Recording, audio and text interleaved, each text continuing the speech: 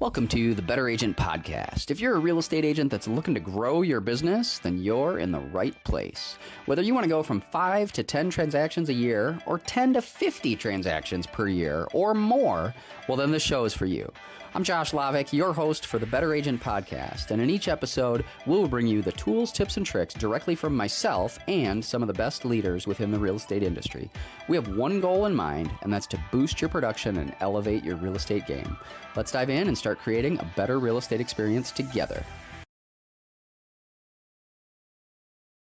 Welcome back to the Better Agent Podcast. I'm your host, Josh Lavik, and we are talking about growth in your real estate business, just like we always do. And we want to really dive deep into that, right? Like, hopefully, as a listener, you're getting value from some of my experience in the last 20 years in the real estate business, and as one of our top team leaders in Southern Wisconsin, but also from our guests, right? Hopefully, you're getting some value from our guests and some of their knowledge and insight over their years of experience as well, as we kind of tease out some of the habits and key things that we think are helpful and could maybe even help you in your real estate business. So that's what we're talking about, growth in real estate. And today I've got a great guest with me.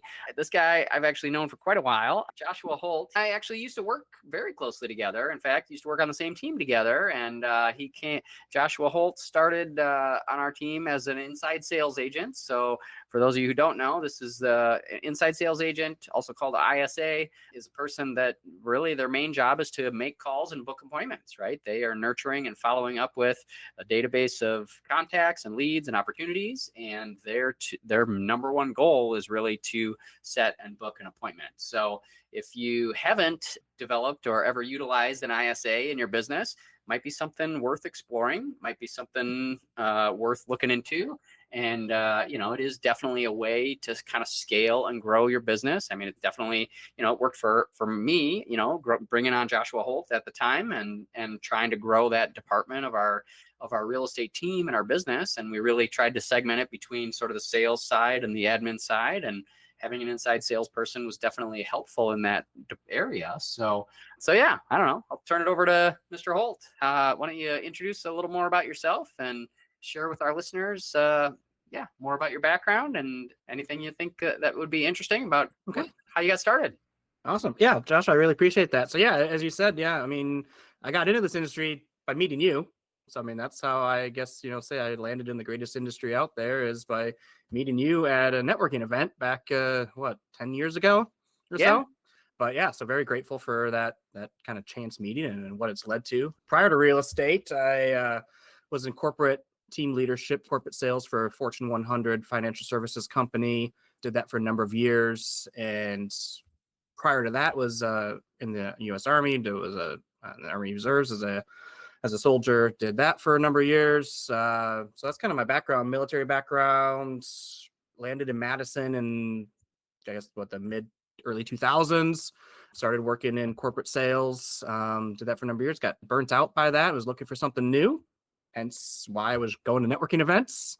Yeah. And I went to an In Business Madison 40 under 40 event. I still remember that. Went to that event and I ran into you and we just kind of hit it off, started having that conversation about inside sales, prospecting, real estate. I think, as I recall it, I think the conversation wasn't even initially about like me coming in the industry or joining the team, but kind of helping you. You had this vision, right, of building this inside sales division, so to speak. And, over a series of conversations over a few months and meeting your team, and shifted to maybe instead of helping with that was like, come on inside and let's do the work together.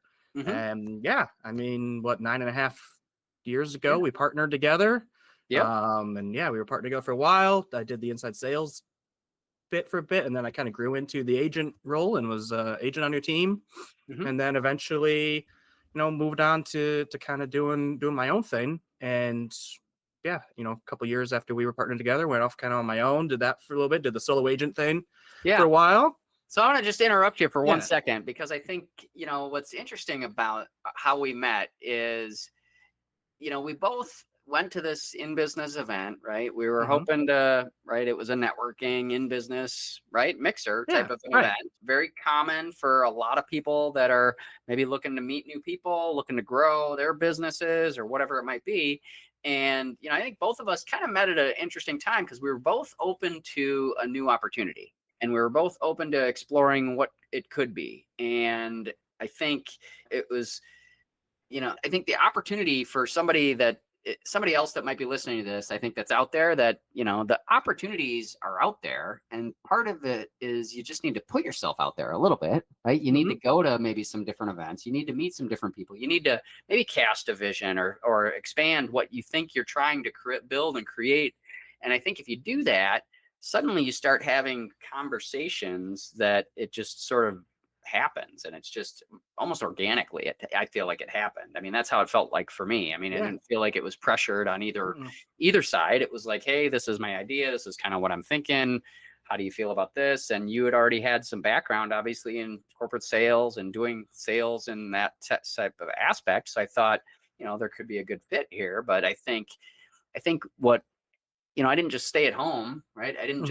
I wasn't just hoping you would apply on my Indeed ad or something like that, right? There was nothing like that, right? Like, this was face to face, and it was an interaction, and it was a what if conversation, a possibility conversation. So I think, and I've had other 8 people that I brought on our team, I've met very similarly, right? And I think that, it's interesting how the certain team members, if you're looking to maybe grow a team or bring people on or partner up with someone, I think some of those personal relationships and personal connections can really go a long way. I don't know. It's just something I noticed about how we met and how it was kind of a catalyst for both of us. So. Yeah, absolutely. I think that's a very good point. And I think it's kind of set the table for kind of early success that I had working with you. And, when I was both as inside sales, I mean, you made it a big proponent, like, go out, meet people, go to these events. Like, that was a big part. And I think we went to a lot of events, either whether we went to them together or I went separately, but that was ingrained in me. Like, this is the way to, get face to face with people. Yeah. You need to call people. You need to text people, door knock, all the different things, host open houses, all the different strategies we hear, but nothing really beats face to face interactions or just getting out there and meeting people. And that's how I really built my own database, and still to this day. And that's what I teach the agents on my team now, is that, it's hard to beat face-to-face interactions. And I think had we not met in that way, and that's not how I would have gotten in this, I don't know if I would have had that same mindset to that type of approach. Right. So I really feel like that kind of set the table for kind of how, I learned a great strategy for building my database that I still use to this day. Totally. Yeah, no, I think it's, it's one thing, right? We can buy the portal leads on the Z or the R or the whatever, and pay per click, and, you can get contact info and internet leads, but there's like this barrier there. There's like a wall, like, people don't know you. Like, it's different than if you meet somebody face to face, or, even at an open house, I think is different, right? Like, you have that opportunity to kind of talk to them, just meet them face to face where they are, and, like, you just feel the energy differently, and you're open to that opportunity. But it's, I also remember wasting a lot of time going to networking events. Okay, I got to be honest. Okay, like, I know I built my business on it, but, like, here's the other thing. I just want to throw out a little bit of a caution there, right? It's real easy to just go to a networking event and not do anything. Like, stand against the wall. Right? The drinks were good. I met some cool people. Nothing happens. Okay. But I went to that event and I met you, and something did happen. Because why? Because I made a decision, something is going to happen. I got your contact info. I followed up with you. We set up a follow-up meeting. We did this thing, right? Like, so the success I've gotten from networking events is, if you're not doing something with those connections, with those people, it's a total waste of time, right? 100%. Like, so, like, you got to almost go into it being intentional, right? Like, you want to make the right connections. You want to have be authentic, be who you are, but it's not just go there and hope they call you, because they probably will forget, maybe. Who knows? I don't know. You might run into them again at some point. Hard to say, but you got to do something to provide value and just connect with them in an authentic way. I think that's one thing that I noticed, in terms of when I first started in the business. I mean, I was very poor. I had not much money, and my only source, I had plenty of time. I could go to networking events, and I could host open houses, and I could do that. I didn't have a lot of marketing money, right? So marketing wasn't on my plan, but I just remember that, as soon as I got a little bit more intentional about the connections I did make, even if I didn't make as many connections, I didn't need to make 100 connections at a networking event. But if I made 5 solid connections, or even 3, right? Even if I made 3 solid connections, Mm-hmm. like then it was worthwhile. Then it was worth going to, and it was good to be able to make those solid connections. So that would be kind of my plug for networking in terms of building your business. I don't know if you would have anything to add to No, that, or anything to change. no, Or I would anything just agree with you. Yeah, I mean, just like anything else, I mean, it ultimately is. It's about what you do with the information you get. If you just take those Yeah, business cards and you plug them into your CRM and then you don't do anything with them, or maybe you yeah, just throw them on like on an email campaign, you're not going to get anything out. You have to be intentional on the follow up, yeah, and nurture those relationships, and that's probably even more important than just going to the event, right? yeah. Right. Yeah. Yeah, you want to do something with it. Make sure it's personalized a little bit, right? We don't want to Hmm. have it be like some generic thing that goes out, but like, hey, I met you and I learned about your business in such and such, or your family does whatever, like try to make a meaningful connection. I think is definitely will help you in your nurturing and database building part of your business for sure. At least For sure. that's one thing I've noticed. So, well, Yep, I'd cool. agree. All right. Well, what about, so technology is like taking over the world, right? It's like I can't go anywhere without coming across the next, AI article and chat GPT this and whatever AI automation tool. I mean, we just we got done talking about, this is really, business is face to face, belly to belly, but I mean, what's the place of AI and automation and all this stuff? Are you using much of that in your business? Have you used much of it? What do you think the role of that is in a successful agent's business from your perspective? Yeah, no, it's a great question. And I would say, first of all, yes, I mean, there's quite a few different AI tools that we are using in our business, but I think that's exactly, it's a tool. It's designed to supplement additional things in your business. I mean, you hit it on the head. That's why I don't feel like AI is not going to replace the real estate agent, but I think the AI enhanced real estate agent will replace the agent that's not willing to embrace AI. So I think you have to come to the point that if you want to have continued success in this business, you're going to have to start utilizing AI. So if you're kind of adverse to it or against it, my take on it is I think that's going to end up being a problem going So forward. what are I you feel using like, now? yeah, Let's I mean, share some nuts and bolts here. I mean, what's yeah, anything? so a Anything? couple things. We have a couple really cool tools that we use in our organization that I'm sure other people have similar stuff. But I mean, we use AI for following up with people in our database. So we Uh-huh. have an AI tool that she's called Gabby, and Okay. she follows up with and nurtures leads. So you can only call so many people and text so many people, but you got people, maybe some colder leads in your database or people that you're going to reach. So we use Gabby, and she reaches out and she warms up the AI leads. And what's really freaky thing is when she warms up, she actually calls you on the phone and says, "Hey, I have John Smith. He's actually wants to talk to an agent. Like he's interested." So it's in the Yeah. background can run and can nurture these leads and hopefully have better odds of converting some of these leads that maybe have just been kind of gone stale in your So database. there you go. So it's replacing the inside sales agent ISA role, Yeah, really. right. It is part of that ISA role, but it's It some of is. that Yeah. lead follow up and nurture, and right, because I think you're hit on something key there. Is like at the end of the day, you can only call or follow up with so many people in a day, Hmm. right? I mean, if you're even highly productive agent, you can call what, 10, 20, maybe 30 in a day. I mean, Yeah. unless that's all you're doing is calling. But I Right. mean, I think that having meaningful connections and conversations is important. But then if you're out on appointments, right? Like you can't just sit there and just call or make, you got to be on appointments too. Well, So yeah. So I mean, so she's a tool that is working in the background at all hours of the hmm day, reaching out, and they're meeting that lead where they're at. We know that yeah. texting has kind of surpassed calling. People are more receptive and responsive to text conversations. And yeah, Yeah. like you said, you're out in an appointment, you're being productive doing things, but the AI tool is still reaching until they're ready to actually move forward. The other thing that she does for us, which is really cool, is she also analyzes the leads in our database and kind of tells us and gives us direction on how to maybe move the move forward in the pipeline. So maybe some Mhm. scripting ideas, what to talk about, Sure. analyzes all of their activity on the website. So I mean, we have everybody utilizing our website, not those other portals.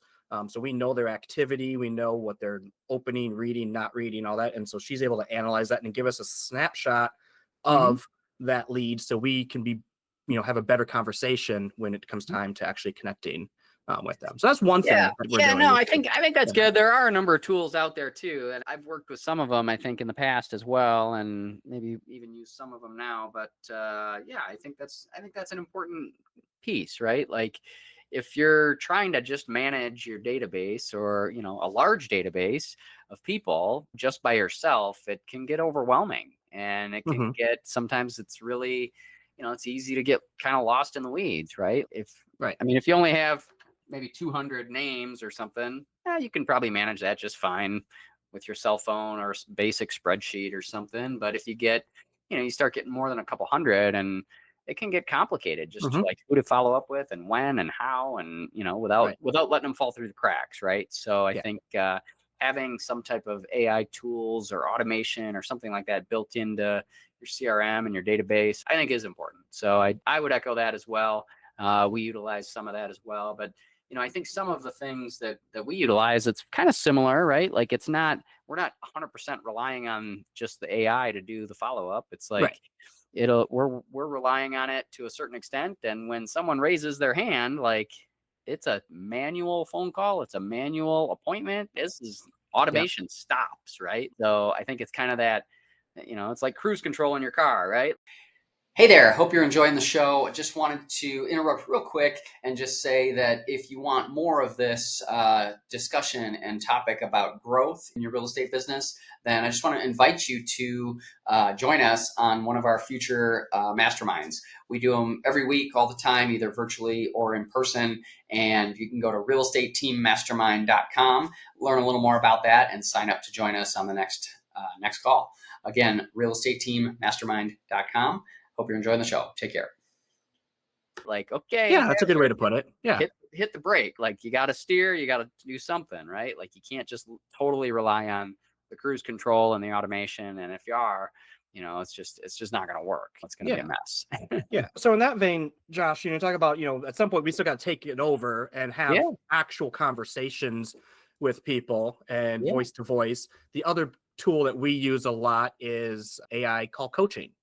So I know some people have used this through like some of the, like chat and other tools out there where you could do role playing with them. We have found that that's been more successful for both myself with my own skill development, but even the agents on the team, because, when you do role play with another person in the team, it never quite is exactly the same as you would when you call. Like, you can role play calling expireds or for sale by owners with a peer. They always teach you, give them the appointment. Don't be too hard on them. You're never going to be authentic to what that call is going to be. Then you go make the call and you're like, wait, that's not how I role played it. This AI call coaching tool, whether you do it through like a chat GPT, you can role play with them if you have the advanced paid version of chat, or we have the tool in our own system that we basically go and pick a scenario and you are doing live call coaching. It's recording the call, it's transcribing, and then it's giving you coaching tips back on how you can improve it. And it gamifies it too. That's kind of the cool thing. It scores it, gamifying your role play. There you go. You're role playing with AI. Where was that 20 years ago? That would have fast tracked my learning. Holy cow. I made lots of mistakes. All the calls I made and stumbling over my words. I mean,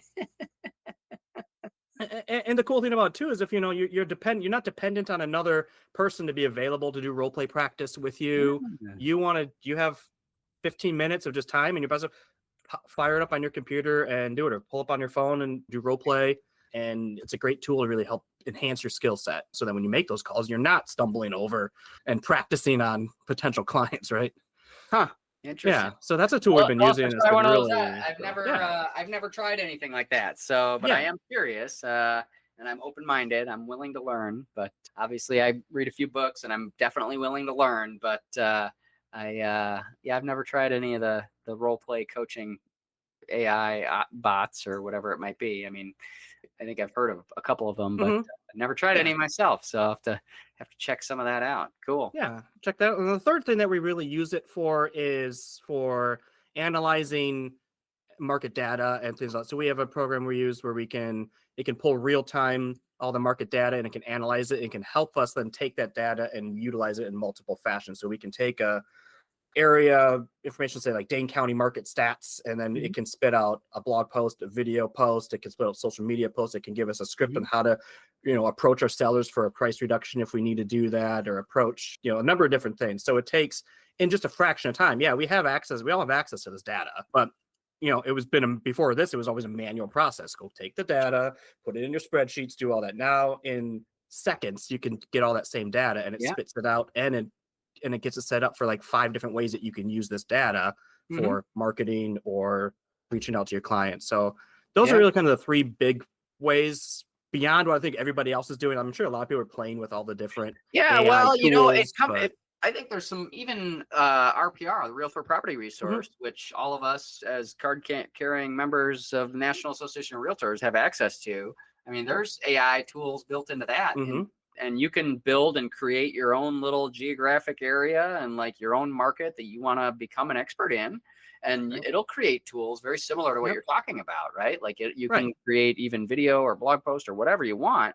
But I think that's the key, right? It's like taking that and then commenting on it, not just posting it, but like also putting your spin or your insight, or how does that connect with other things? I think that's certainly what's helpful too. And I know that's one thing we even train our agents on when they first join our team, right? Is I want them to have an answer, a response for, hey, how's the market? And other than just, oh, it's great. Yeah, I hope so. I hope it's good. Like let's have a little bit more depth, a little bit more insight, do a little bit more research, and memorize a few key stats about a few key things within the industry or the stat or interest rates or whatever. I mean, if you're a professional realtor, a professional real estate agent, if you don't know at least a handful of key stats about your market and you're not prepared to answer that question, how's the market, then you got some homework to do. And that's something I think you should work on. But yeah, I mean, there's tools out there, right? Whether it's RPR or whether it's something else that you're using in-house or whatever. I mean, there are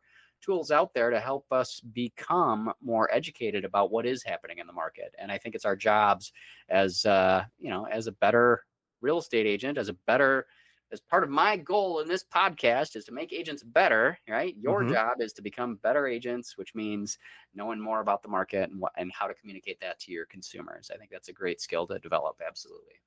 Yeah, very sure. Cool.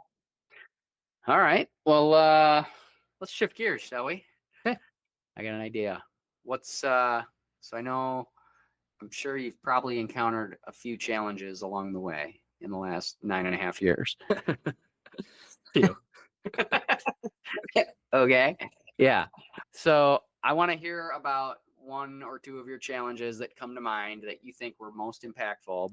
And I'll kick things off to give you time to think about which one you want to share. But I remember, for me, being in the market back in 08, 09, 2010. And at that time, right, it was like foreclosures, short sales, the market was down, prices were down. It was a tough time to be an agent. And I was relatively new. I started in 2005. I first got licensed. Okay. And I remember I just kept going.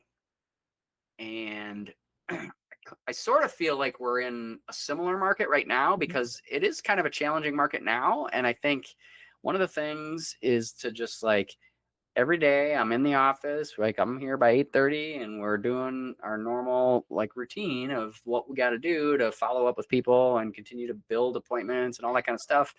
And part of it is to just keep going. And I think that's what got me through that time. And I didn't give up, and I just wanted to keep going. And I just decided, you know what, the market is what it is. And it's my job to know and understand the market, but also be able to communicate that with my clients. And if I'm committed to succeeding at a high level, I'm going to just keep going and just keep going after it as much as I can. And so that would be my encouragement for agents maybe that are struggling or, maybe having a hard time pivoting in our market, right? Because, we have had, I think I was reading something that our cancellation rate is like the highest it's been in a decade or something right now. So it's like, it can be hard, right? Like you work hard to get a property under contract and then it falls through. So like that's a hard thing to go through too. So what about you? What do you think are maybe 1 or 2 key pivotal times of challenges that you encountered and what did you do? How did you keep going, or what got you through that? What would you say? Yeah, I guess the one that comes to mind, probably the first for me, was when I decided, after I went on the path of the solo agent, realized, kind of looking at the whole idea, they talk about leads, listings, leverage. And so I really adapted the idea of I wanted leverage in my business. And, that can be a number of different things. That can be systems, that can be people, whatever, and I went down the path of people. But my biggest thing was, I think early on, as I was building out my team, clearly made some mistakes on maybe personnel, clearly made some mistakes, maybe some of the terms and agreements and just all the different things. Like, I felt like I definitely maybe was running a masterclass on how not to build a team for a while, and was wondering, like, okay, everything seems so glamorous. You read these different books in our industry that talk about building teams and how it should work. And it's like, how come it's not working the way that you thought it would work? And, the ups and downs. And that's probably the biggest thing for me, was just the trials and tribulations of team building. Yeah. Yeah, no, I think that's a huge topic. And I think it's one that, it is kind of glamorized, right? Like, you think that as an agent getting into the business, okay, I'm going to get started and maybe I'm going to join a team, and then, okay, now I'm going to get my skills, and then maybe I'll go build my own team. And then I'm going to, cause that's the big thing to do. And that's what all these big people on stage do. And the Ben Kinney and the whoever, right? It's like they built this huge team, and it's freaking hard. Right. Yeah, but what they don't tell you is all of the challenge. They don't always, they don't, but they don't always tell you all of the challenges and things and the failures that they made. But I think to your point before, when you said when the challenging market came, you just kept pushing through and doing it. I think the biggest thing that kind of helped me was learning early on to embrace failure, that failure is not a bad thing. The whole fail forward idea. I mean, I have a thing that sits right on my whiteboard over there, says fail often, fail fast, fail forward. Like, that's a mantra that I look at every single day, because I know I'm going to make mistakes. I'm going to have failures, but it's how do you move on from that? How do you push through? But, and by no means am I perfect or where I want to be even at this point, but I definitely know that I've learned from those failures, and I've embraced some better systems and tools to be able to build a team now than I wish I would have had when I started. Put it that way. Like, for sure. Yeah. I think when you bring up a great point. I've been listening to this audiobook by Adam Grant called Hidden Potential. If you ever listen to Adam Grant, he's super interesting. He's a psychology professor. And, one of the things he talks about is, to hit your target, you have to be willing to miss, right? Yeah. So, like, you want to hit the bullseye. Everybody wants to hit the bullseye, but, like, when you first start, you're not going to hit the bullseye, and it's going to go all over the place, and you might even miss the target completely, right? Like, you need to be willing to do that, and you need to be willing to fail, right? Like, you fail forward, you need to be willing to make mistakes. And if you do that, and if you keep going, eventually, guess what happens? You figure out how to aim closer to the bullseye, or you figure out how to, instead of hiring the wrong person, figured out how to not hire that person, right? So now we figure out better ways to do things. And I think it's a great thing too. And also in terms of also not thinking about it in terms of being done. I know that's something that we've definitely adopted in terms of just our culture of our team, is like, one of the things that we really try to focus on is trying to provide a better real estate experience. And part of the reason that it's not like the best experience, right? Better meaning implying we're always doing something to get a little bit better every single day. So that's kind of what we try to focus on. And like, what can we improve, and iterate on, and even our listing process. Even just last week, we were going through and looking at our listing checklist. I mean, I've been listing and selling homes for 20 years. Do you think I know the checklist at this point, right? Like, I pretty much know it, right? But we're still kind of going through it and like saying, okay, what are areas that need to be changed or updated or modified or whatever it might be? And like, taking that, and to me, that's like being willing to fail almost, right? Like being willing to say, okay, what's not working as well as it could or should, and what areas can we really ramp things up just a little bit better? So yeah, no, I think that's good. I think it's a good mantra to have. I think those are good, good things to have for sure. Yeah, no, absolutely. Yeah. Anything else come to mind as far as challenges along the way? I know you mentioned. I mean, I'm sure, as with a lot of other agents out there, our peers out there in the industry, I mean, as you kind of get started, sometimes you get stuck in chasing maybe some of the shiny objects. And, I know I probably tried a few other things that in hindsight, you're like, I always reflect like that didn't work out. But I also look at like, once again, that was something I learned from. And so I think that's a big thing. But, different marketing things you might try out, or different technology pieces you try, especially, a few years ago when we didn't have quite the advancement in technology we've had over the last couple of years. It's been kind of crazy. But that's the other thing is, just maybe not fully always vetting out things before you decide to pull the trigger on stuff. And then you're like, oh, shoot, I probably shouldn't have done that. But embrace it and learn from it. What can you learn from it? Right. Yeah.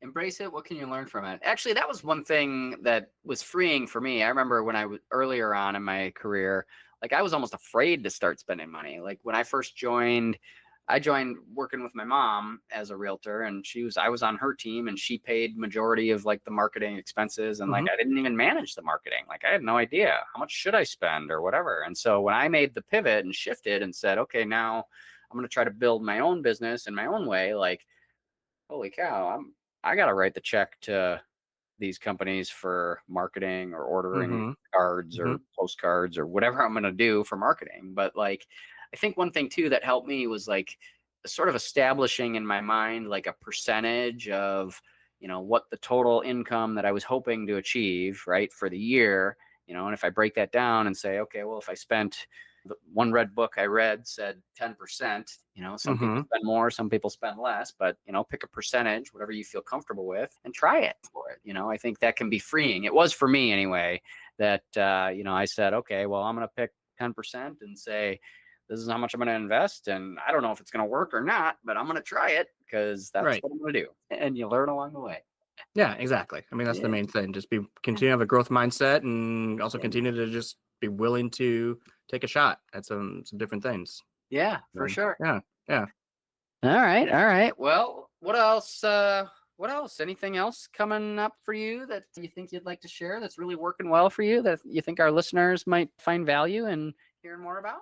Yeah, I mean, I think when I think about other stuff over the years and still embrace, I think that has been a good thing and has helped out is being more community minded and community focused. Like, I think this goes back to one of your initial comments about, at the end of the day, it's still a face-to-face relationship business. Yep. And one of the ways that I think has really helped me build my business over the years, and I've also ingrained in the members of the team as they work to kind of build their businesses, is the importance of being present and active in your community, and whatever that might mean. For me, that meant the city that I live in. So I live in Stoughton, and I'm very active and was very active in a lot of things there. And so that was important to me, but also embracing the veteran community as being a veteran myself, embracing and how can I help that population with their real estate needs and their goals. So I just feel like that's something that has been good, and we've seen some good success from, is just being, and that could mean, you have really two resources, right? You can use your time or your money. Sometimes it's both. That's been something that I've really focused on as I've been building business from when I think even when you and I were working together, that was something that we both, I mean, I know you were very heavy in the Monona community, and you did a lot of focus on there. And what I appreciated is in that role is you enabled me to go and do the same thing for the community I was in. Like, you encouraged that. And I think that was really, really great because, you encouraged me to do that, to get involved in chamber organizations or other groups and associations, and volunteering at events and doing all those things, like just being out there and being present and known in the community or amongst the population. And so that's just something I think has served well. I continue to focus on, and I continue to really encourage, the members of my team to find their community, whatever that is, and be present and work those relationships. Yeah, no, I think community is super important. Obviously, I mean, it's one of our core values on our team as well, and so it's definitely important. And I think what's helpful is that one thing that I've noticed is that it can compound, right? So like, suddenly you maybe join the local chamber or take out an ad or do something, and maybe the ad on its own doesn't do a whole lot, but then suddenly you volunteer for their organization, and now you're face to face with those people, and then they see your ad. It's like, boom, they're seeing you all over the place, and it's like, well, then you're the automatic go-to person in that community. And so I think if you can become that person, wherever that is, if it's in your local community, wherever you live, or whatever community you decide you want to try to really build and nurture relationships, I think that's what is powerful. And so, so if you're thinking about advertising, right?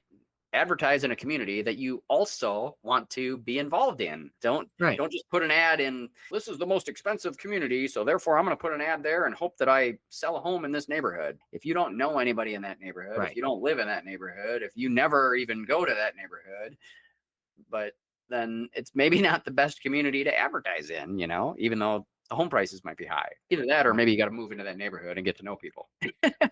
and what I would say to that too is it also doesn't necessarily mean you need to spend money again. It can be time resources if you have the ability to, make use of your time. Maybe it's volunteering at community events or volunteering for area nonprofits or whatever it is that kind of sparks a passion in you, but just being out there, being present, but then also with it too, maybe not so much a shameless plug, but like, don't be secret about it. Yeah. It's okay to put out there that you're doing these things. Like if you wear your logo, wear your, information, like be present and be willing to like share and post that, hey, these are things we're doing. These are organizations. Like it's okay to do that.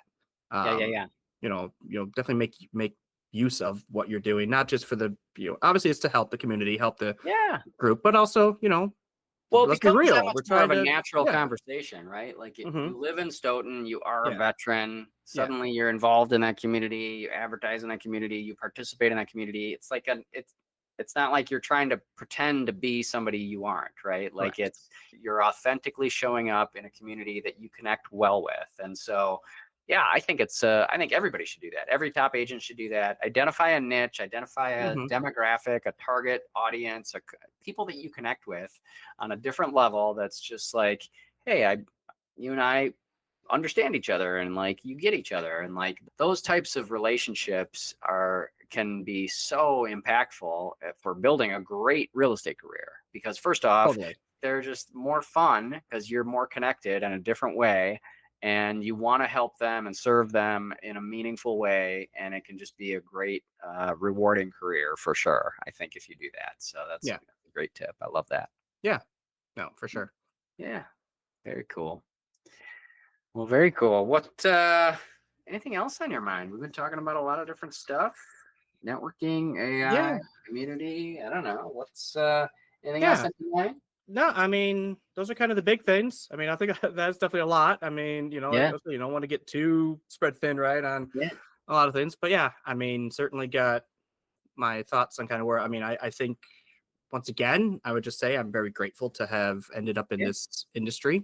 So I definitely do still owe a debt of gratitude to you for the opportunity and that chance encounter that we had. And so I would just say that, like, I mean, just embrace everything about this industry. I mean, I think it's the greatest industry out there, a ton of potential. But that's the thing. You just got to be willing to find what you're passionate about and keep doing it. And keep doing it for sure. Yep. Find your passion, keep doing it. Networking, get out there, look for something, be open to opportunities. Right. Use those modern AI tools, but you got to still make the call or do the thing, right? Don't just totally rely on the AI. Maybe try the coaching programs. I like that. Yeah, be willing to make mistakes. I heard that was, I mean, we tried to grow a team. Maybe it was the right thing. Maybe it wasn't, but like you learn through that. Like, I love that. Being willing to embrace failure, looking for potential. I mean, I think that's awesome. Get involved in your community. There's great businesses have been built just by focusing on one community area and going deep on it. I've seen it both with myself and other top agents from around in our market and other markets. I mean, I've seen it all over the place. So like, that's definitely a formula for success. If you choose a community and are super intentional about going deep in those relationships, that will serve you for a long, long time, for sure. So for sure. I love that. Well, very cool, man. Well, I appreciate you coming on the show, and I appreciate you sharing some of your wisdom and insight. It was good to reconnect with you after a while. I know we don't see each other quite as often as we once did when we worked more closely together, but it's good to see you, and it's good to see you thriving, and I'm glad that you're enjoying this business. I'm still enjoying it as well, and it's part of the reason why I keep doing it myself. I just keep going. It's kind of fun. Exactly. Exactly. No, I really appreciate the opportunity. Thank you for having me on, and I hope your guests get some value out of our conversation today. Yeah, for sure. Absolutely. I know I got some value out of it, and I'm sure they did as well. And we'll keep working hard and trying to help each other out. And yeah, that's our show for today. So if you're interested in hearing more about this and learning some insight from other top agents and top leaders in our area, tune in next time to the Better Agent Podcast. I'm your host, Josh Lavik, and I'm here with Joshua Holt, and this is the Better Agent Podcast. Thanks for tuning in to the Better Agent Podcast. I hope you found today's insights valuable. Don't forget to subscribe and leave a review if you enjoyed the show. Stay tuned for more tips, Q&A sessions, and sneak peeks into our 21-day challenge. To get full access of our show notes and more details on the 21-day challenge, go to abetterrealestateexperience.com. Keep striving for greatness, and I'll see you on the next episode.